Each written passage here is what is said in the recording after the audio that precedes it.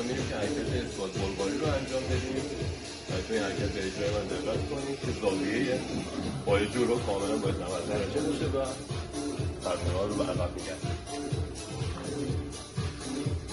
توی اجرای این حرکت پای جلو یعنی ساق و ران کاملا زاویه 90 درجه.